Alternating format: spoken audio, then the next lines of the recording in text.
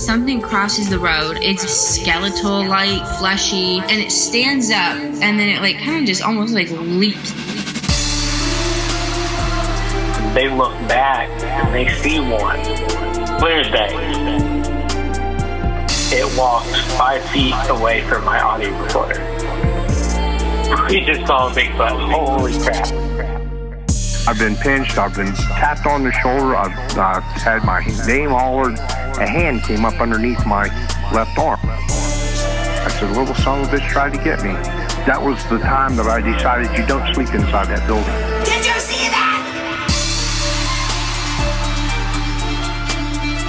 The cow cur, it's big, it's white, and it runs faster than any man could ever run. And it would lean out behind the tree. And that's why we never go out, because the booger will get you.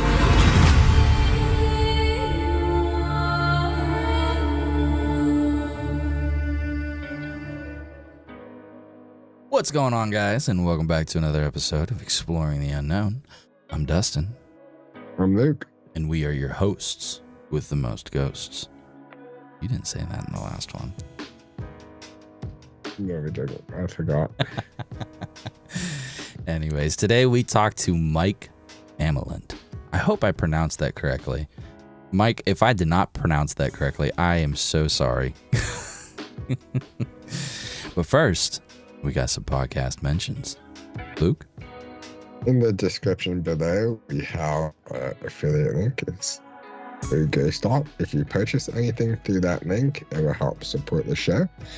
If you don't feel comfortable going through the affiliate link through GoStop, go to the website, exploringtheunknownpod.com, and click on the donation section, PayPal or Cash App, and send a small donation to help support the show and keep this show going. And if you have any encounters, also on the website, there's an encounter section. Type in your encounter, and there's a chance you can be on a future episode. The PA Bigfoot Camping Adventure will be there September 6th and 7th at Farmington, PA. Set up to sell merch, record podcasts, and schedule podcasts in the future. And if you haven't already, please go to YouTube and subscribe. More subscribers, the better for us. Yep. And hit the bell button to get notified every time we post a video. Absolutely. Is that it? Yep. Cool. Today we talk with Mike Famulent. He is a Bigfoot researcher. He has a series called In the Shadow of Big Red Eye. This series explores the investigative and research techniques used in the hunt for this elusive creature and delves into the evidence that is collected and offers in-depth analysis. So join us as we uncover the mysteries and that's a big word.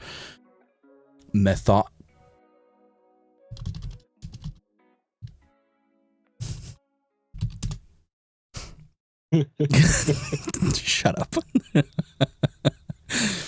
So join us as we uncover the mysteries and investigative approaches behind the quest to find Bigfoot with the expertise and insights of Mike Famulent. Hello? Hey, what's up? Hey, Mike, how you doing? Good, man. How's it going? Not too bad, not too bad. I'm digging your background. All the Bigfoot stuff on the wall. My little collection of places that I've been. Heck yeah, that's awesome. I was hoping that, how do I sound? Because I don't know if this mic always works. Sound good to me. Hey, thanks for having me, guys. Yeah, man, welcome to the show. But we got to meet you at the PA Myths and Legends. That was cool. I was checking out all those castings and stuff you had. Now, are those all your castings?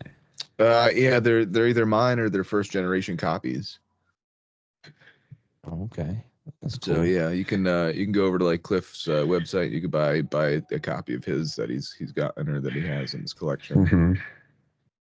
Oh, I didn't know that. I'll have to check that out.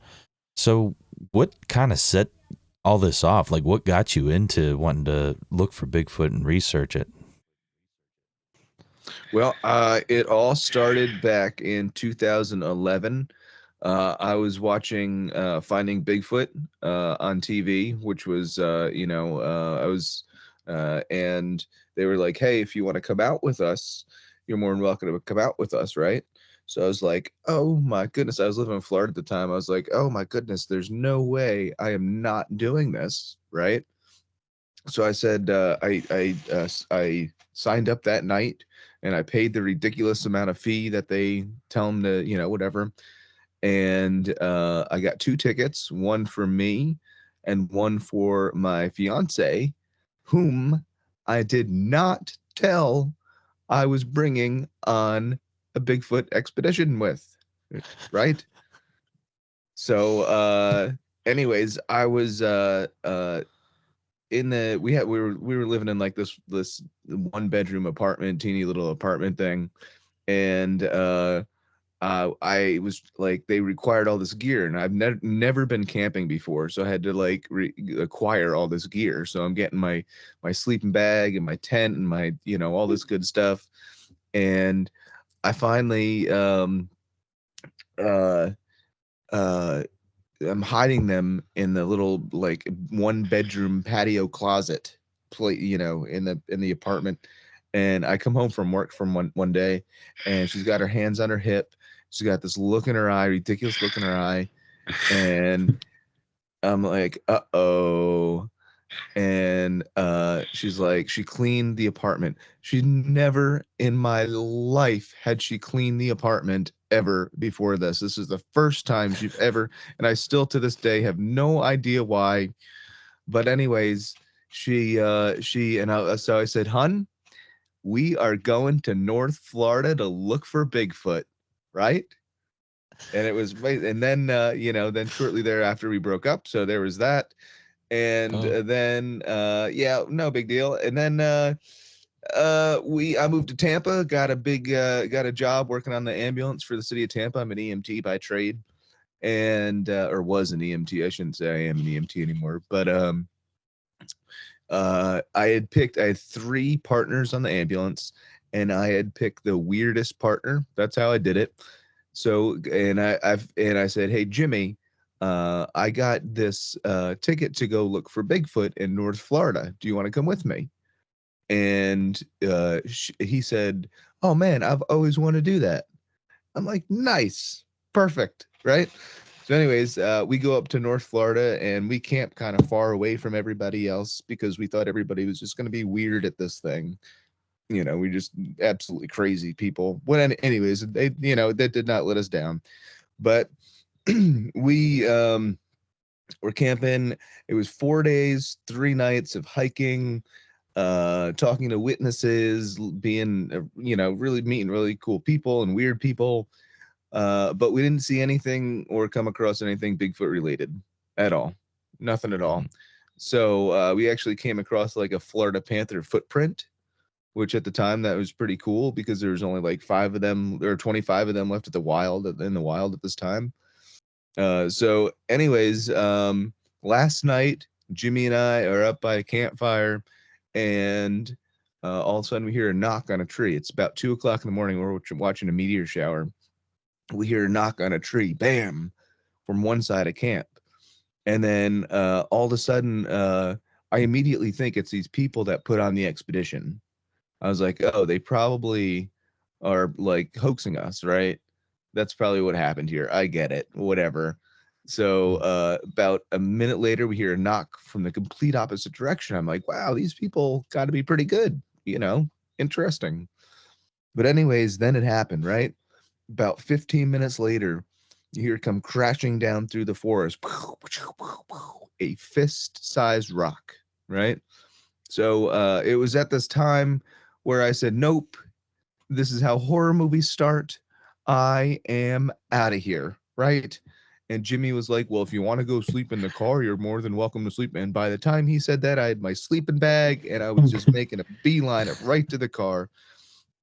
So he comes up to the car, and he's like, hey, Mike, Bigfoots knock on trees and they throw rocks. Like, this could be squatchy activity that we're having here. And that's the whole point of this whole expedition, right? So he's like, yeah, I suppose you're right. So back by a campfire I go. Over the course of next maybe 10 minutes, 4 more of these fist-sized rocks come crashing down, landing 5 to 10 feet from us, right? Holy crap. So then my buddy comes up to me. He's like, Mike, I got an idea. I'm going to throw a rock back at it. And I said, Jimmy, I don't think that's a good idea, man. That's probably not the best idea. So he takes a rock, chucks it back in that direction, and I knew it wasn't a person because a 15-pound laptop-sized boulder came crashing down, landed 5 feet from us. Crap.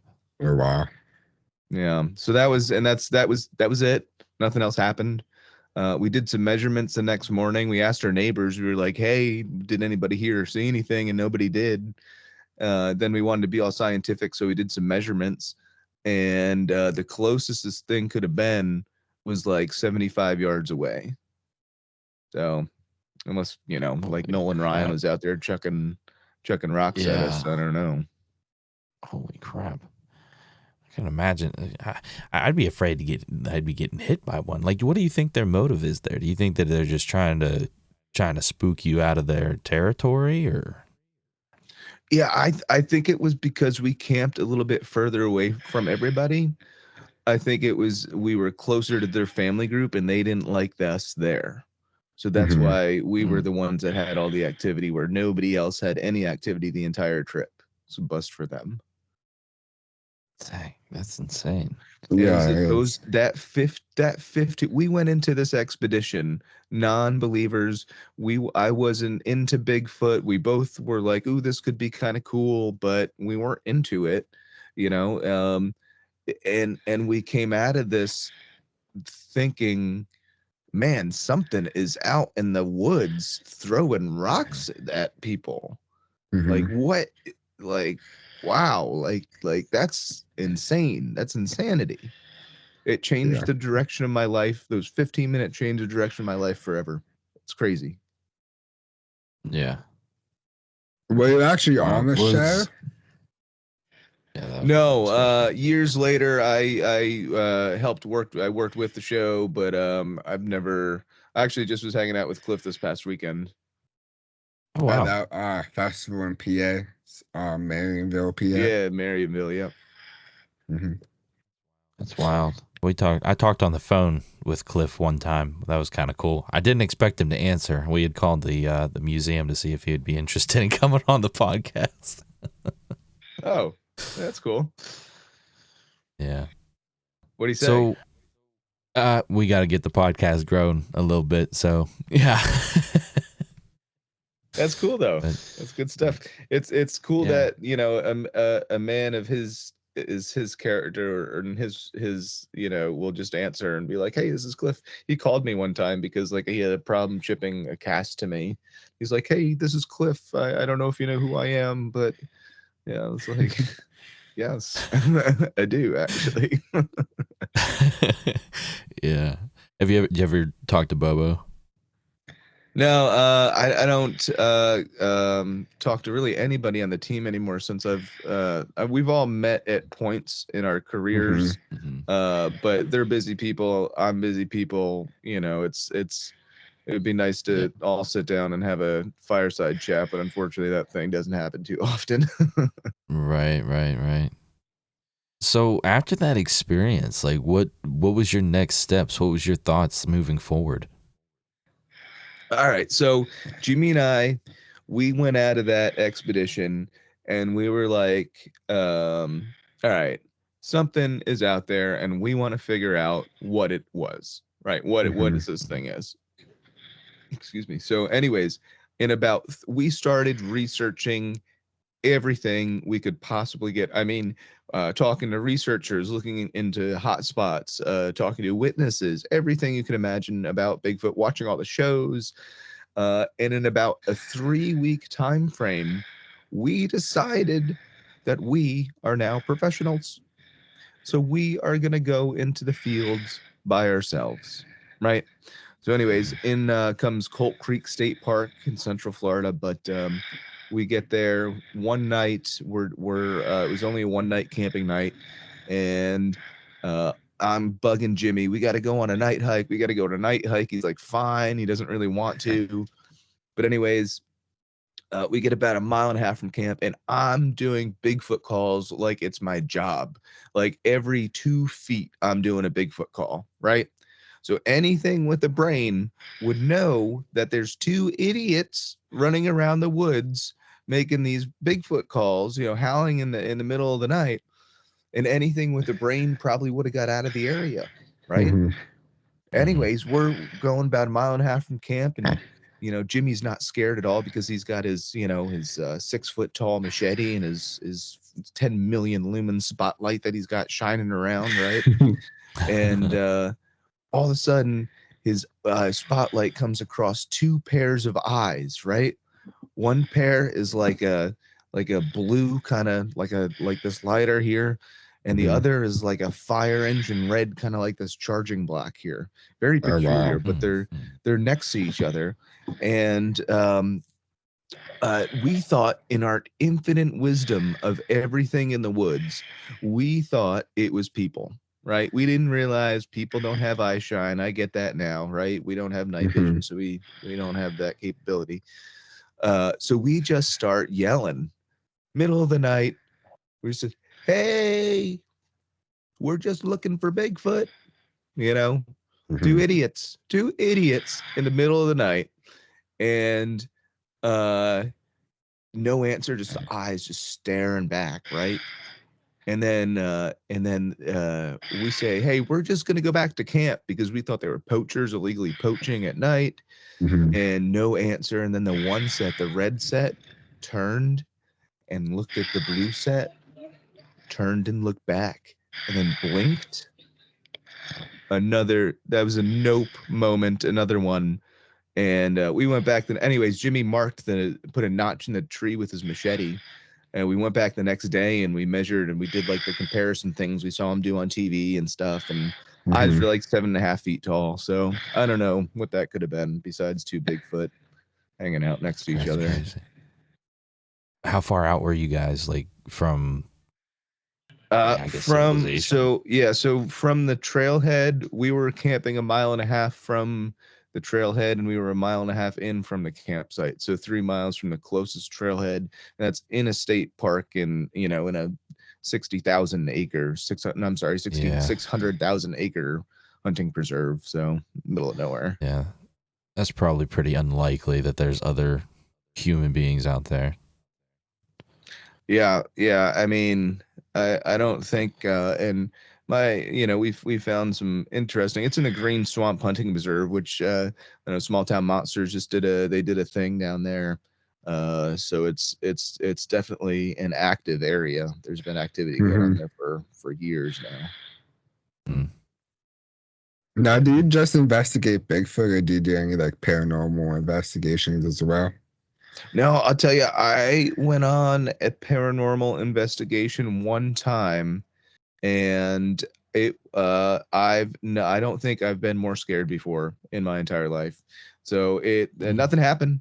I'm not saying anything happened, but just scared the crap out of me. I'm like, I'm looking for something that you possibly can't see right now, and that is not cool. I'd rather hunt down a 9-foot tall bipedal hominid in the woods any day of the week. Put me in a room with a ghost in it. Nope, I'm not going to be having a nice time. What do you think about people saying Bigfoot being interdimensional? Here's what I say, and my good buddy Justin Decker, I kind of take this from him. I don't criticize anybody. I think Bigfoot's biological. And I think most of the kind of people in the field that take this pretty seriously have that same kind of philosophy. I'm not saying everybody does. But I will say that if you do have your own philosophy, it's usually because of something that you've experienced. And you can't tell somebody what they have or haven't experienced, right? So my theory comes back to, and Justin and I shared this theory, is that years and years ago we were exploring the Amazon rainforest, right? And we were just exploring and finding these animals, and we came across this eel, and all of a sudden on this at this we got close to this animal and it shocked us, right? So we didn't know anything how that could happen. We didn't even know about dang electricity back in those days. So so how does one explain that, right? Finally, it just takes months, years and years and years of the technology coming back and catching up with science, that we understand that that was an electric eel and they use that as a defense mechanism. So I'm not saying that Bigfoot can shock you, don't get me wrong, don't put those words in my mouth, but what I'm saying is we as people may not have the knowledge of what Bigfoot has the capabilities of yet. It's just we as people, we don't know everything. And I like to, everybody likes to think we do, but the truth comes down to we just don't. Exactly. Yeah. Aside from your initial experience, what other compelling evidence have you found? Oh man, we've gotten we found footprints. There was a footprint in High Point State Park that we found, which is really cool. Actually, a trackway. There was 6 footprints over about 70 yards, and they were about 2 miles down this hunting road. And what the story behind it was, a witness had called me and said, "Hey, I find thousands of Bigfoot footprints all the time. Do you want to see them?" I said, "Absolutely." So we went up there one day in the snow. Fresh snow on the ground. We were up there 7:00 in the morning. We were the first people at the trailhead, and we walked down about 2 miles and found these footprints. Clearly 5 toes, 15 and a half inches wide, 11 inches, or I'm sorry, long, 11 inches wide. And what was interesting is they were actually paralleling this unused fire road that we were along. They weren't on the pathway, which is the easiest method. They were actually going over picker bushes and stuff like that. So that must have hurt. But anyways, we found them, and people say they could be a bear double step, right? Because sometimes when a bear steps, its back paw will land on its front paw, right? Make it look very human-like. If this was a bear double step, it would be a New Jersey record-sized black bear plus 200 pounds. So it would be an 800-pound black bear is the record. It would be a 1,000-pound black bear if that was a black bear. So I'm not saying that's not impossible in New Jersey, but it's probably very improbable.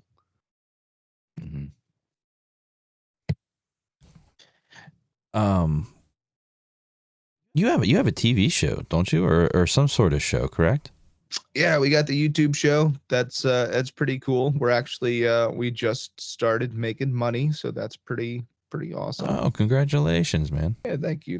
Long time coming, but it's good. We have a lot of followers, a lot of awesome fans, and we're just growing. We actually just did a cool collaboration with YouTube's Channel 5 News with Andrew Callahan. I don't know if you guys are familiar with him, but we have he's got like a lot of subscribers, like 2.2 mil type thing. Oh wow. And we're being featured on his channel in a 3-part series, so that's really cool. We saw a little bit of uptick in subscribers from that, and all these wonderful festivals and library presentations I do. And the show's been going on for 8 seasons. We've been doing it since 2016, so we have like 250 episodes on our YouTube channel. So head over, check it out, click subscribe. We appreciate it. Heck yeah. Now, is it just you guys going on expeditions, or? Yeah, for the most part, that's what it is. You'll see some other random things, hikes I'll do, stuff like that, day hikes, night hikes. But we have an episode a week, so we got to keep it kind of interesting. So we got to keep everybody on their toes, the same thing. Yeah. Every week gets boring. Yeah. Yeah, I was doing a little poking around on your website. I seen you also have is it a docu-series, the Squatchables? Squatchables, yeah. I've been thinking about redoing the series there. Don't get me for stealing for Lunchables, I didn't steal it from Lunchables. But yeah, it's an 11-part docu-series about how to find a Bigfooting 101, basically. and it goes over everything from like intro to hiking. If you've never been hiking before, like I'll tell you how to read the trail markers, all the way up to like really in-depth stuff like track casting, evidence collection, all that good stuff we go over, and it's all available right over on our YouTube channel. Variety is the spice of life. Got to keep everybody on their toes. Yeah. Since we started this podcasting thing, like I feel like I've gotten the itch to want to do other things, but we haven't really had the time because of work and whatnot. I know we want to get out there in the woods and do some squatch and go looking for Bigfoot. There's been some sightings here around our hometown. We're south of Pittsburgh, Washington area. Absolutely. You got the Chestnut Ridge down up there way, Laurel Ridge. I mean, you guys are in some very active areas. I was just down there not too long ago. We were down there for the event. Yeah. Yeah, that was a fun one. Yeah. There is one question that I was really itching to ask you, because I'm like I said, Luke and I wanted to get out there. We're completely new to this. We don't know what we're doing. At least I don't. Luke, if you're hiding information from me, that's unfair. Anyways, what makes a good habitat for a Sasquatch? That's a great question. Yeah. So you got to look for three things. Everything needs three things to survive, and that's food, water, and shelter, right? So if you have an area with those three things, you have a potential habitat for a Sasquatch, which is pretty cool. If you live anywhere in the United States besides Hawaii, you're within a half day's drive of a legitimate Bigfoot sighting. So you don't have to go far to find a Bigfoot. But so you need the food, shelter, the water.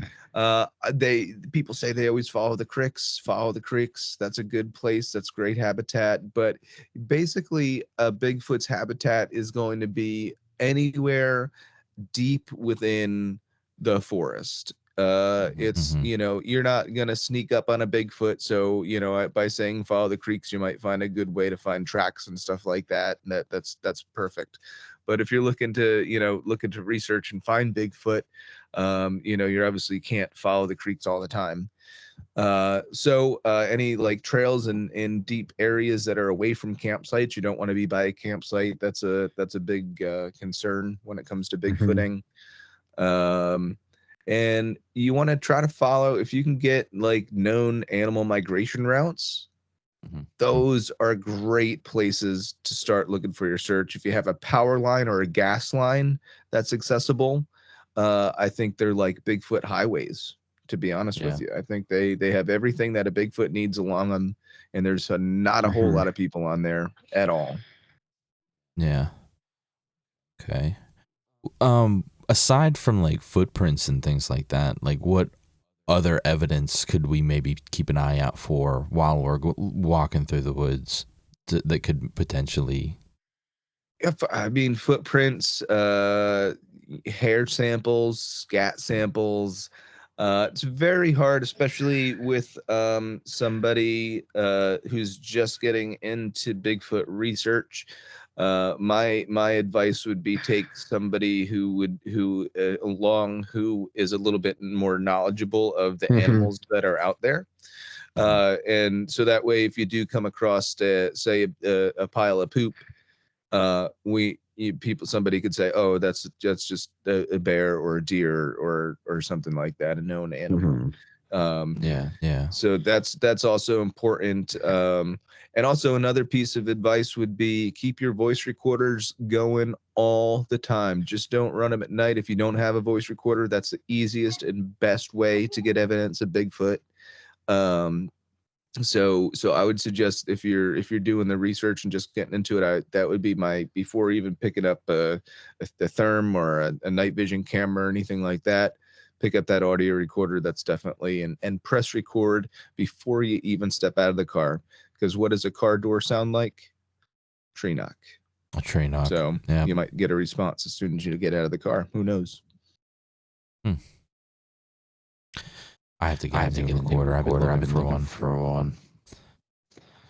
Yeah, they're not cheap, unfortunately, for a good one. For good ones. Yeah.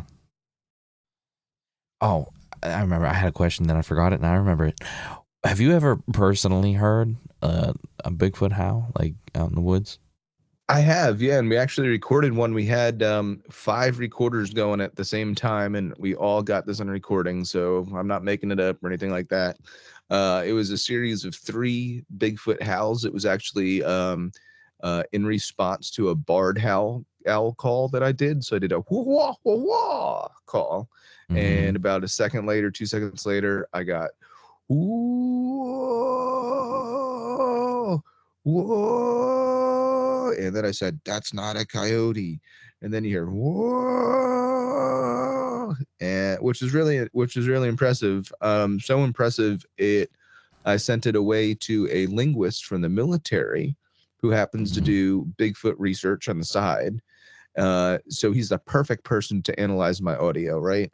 And he came back with this report that said because X, Y, and Z, this is outside of human vocal range, and it's no known animal within Northwest New Jersey.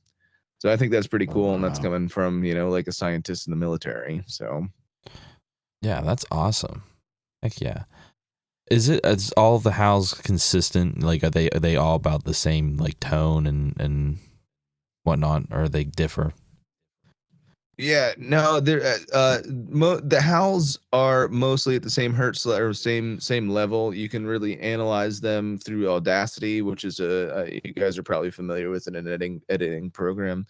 If you go on to a YouTube channel called Sasquatch Bioacoustics, and if you want to learn more about Sasquatch sounds, what they can do, their vocalizations, he breaks down a lot of clips. And if you look up some of his audio, it's very impressive. I would recommend the St. Cloud County, Minnesota vocalizations. It's a really cool one to look up on the side. If you never want to sleep again while you're out in the woods, that's a good one to listen to.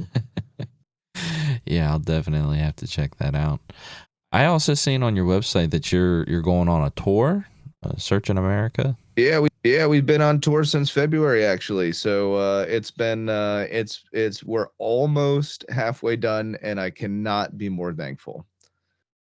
It's been a ride. I can't tell you to how many states, but Florida, Georgia, North Carolina, South Carolina, Pennsylvania, Ohio, Kentucky. I just got off a 25-day trip. I think that was the one I met you on, so I had to be looking pretty rough by that time.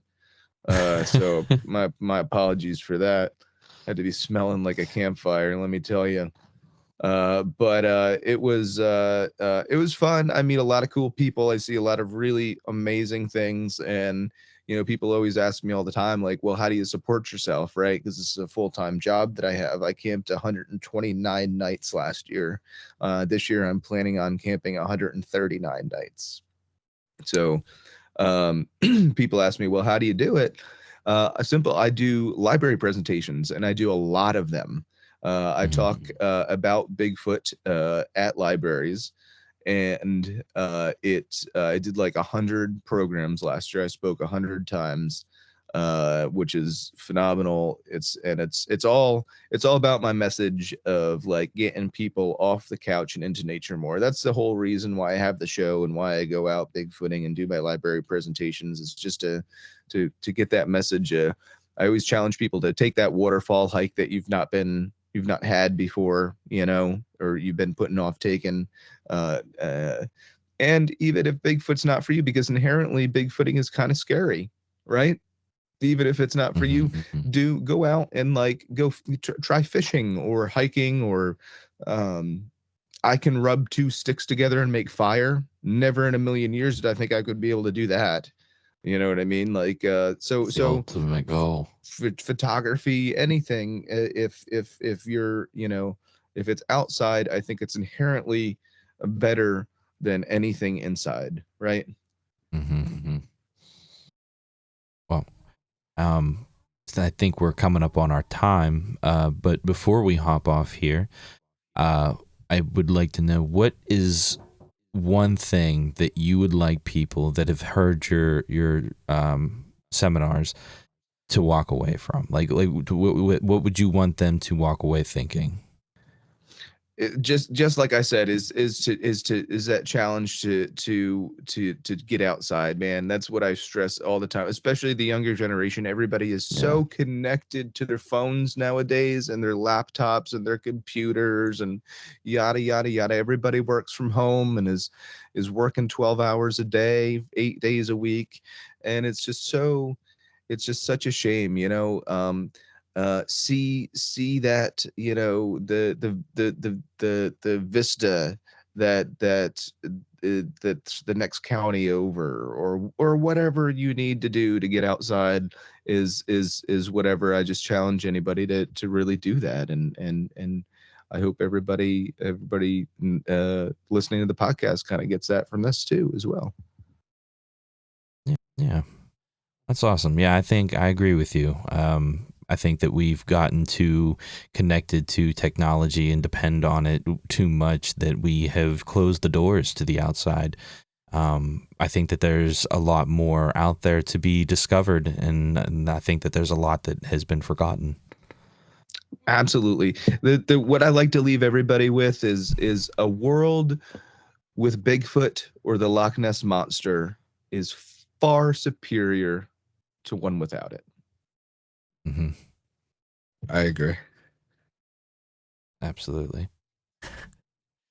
Well, hey, Mike, thank you so much for coming on, man. We really enjoyed this. Yeah, it was fun. Anytime you want to have me back on, it's always a blast. I've had a great time tonight, and hopefully our paths will cross very soon. And if I don't meet you out in the middle of the woods looking for Bigfoot, maybe we can get together and at least grab lunch or dinner or something. Yeah, definitely. Heck yeah, that would be cool. Yeah, we're on your email list, so we'll be keeping tabs on what you got going on. Until our paths cross again, my friends. Until then. We really enjoyed talking to Mike today about his Bigfoot encounters and his Bigfoot techniques on how to investigate Bigfoot. What's that? Affiliate. Okay. Oh man, you just threw me off with that. That was something. All right, ladies and gentlemen, time for some podcast mentions. Down in the description below, you'll find an affiliate link where you can go and purchase something at GoStop that'll help support the podcast.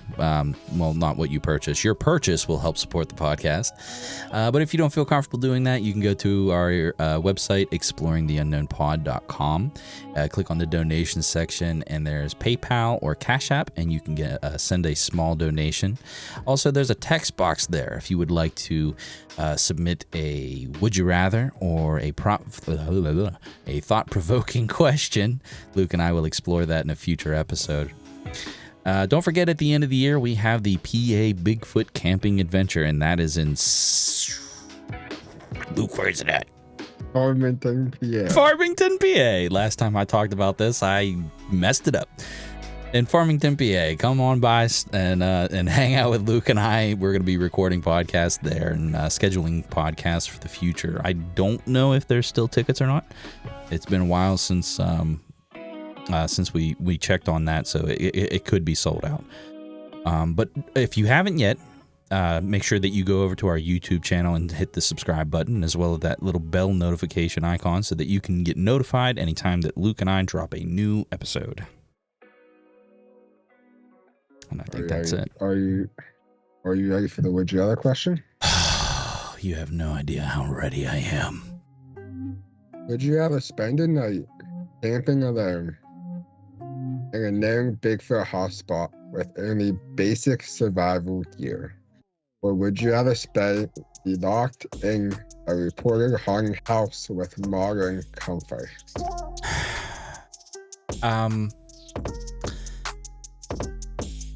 Oh, man. I don't know. I would like to say that I'd like to be out there with just the necessities, to survive. But, like, what if Bigfoot's aggressive? What if I'm in his territory and he's not cool with that? I have nothing to protect myself. So I think I'm going to have to play it safe and go to the haunted house. I mean, modern what? Some folks, like, eat, I'm guessing that's amenities. what it means. Oh, okay. Yeah. Yeah. Modern stuff. Yeah, I'm okay with that. That seems more like safe. I mean, then again, I could get right, but then again, I could get possessed. So, I think I'm gonna have to go with the haunted house. Possession is better than death, I guess. I'm going with the Bigfoot. You're going with the Bigfoot? Yeah, I'd like to take my chances on surviving out with the wilderness with basic stuff. Well, if you go with me, then I'll go see Bigfoot. But if I have to go by myself, I'm going to the haunted house. Yeah, we'll do that together. We'll go Bigfoot hunting with basic Let's go. accessories. Let's go. We'll have to hit up Daniel because I feel like I don't know basic necessity survival. Right. Oh, man. Well, I don't think I have anything else for this. Nope. That's it. All right, ladies and gentlemen. Until next time. See ya.